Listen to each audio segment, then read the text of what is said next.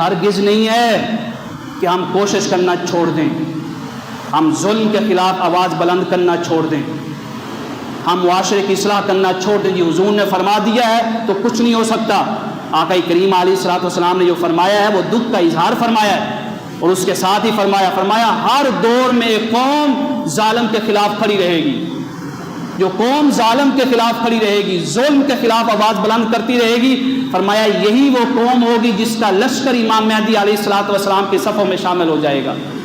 کوشش نہیں چھوڑنی، اس نیت سے کوشش کرنی ہے کہ ہماری کوشش کی وجہ سے اللہ تعالی ہمیں امام مہدی کے لشکر میں بھی شامل فرمائے اور حضرت عیسیٰ علیہ الصلوۃ والسلام کے لشکر میں بھی شامل فرمائے۔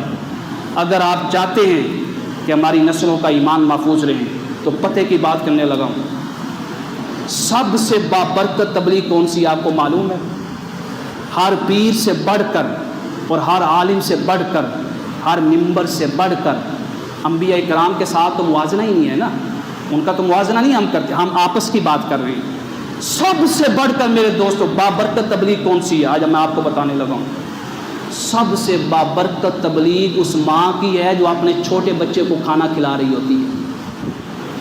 جب وہ کھانا کھلاتی ہے نا، اس ٹائم وہ اپنے بچے کو جو تربیت کرے گی نا، دینی بات کرے گی، اللہ تعالیٰ اس کی تبلیغ کے اندر اتنا اثر رکھتا ہے کہ اس کی تبلیغ کو، اس کی نصیحت کو اس کے خون کا حصہ بنا دیتا ہے، کیونکہ خون بھی بڑھ رہا ہوتا ہے اور ہڈیوں کی بڑھوتری بھی ہو رہی ہوتی ہے۔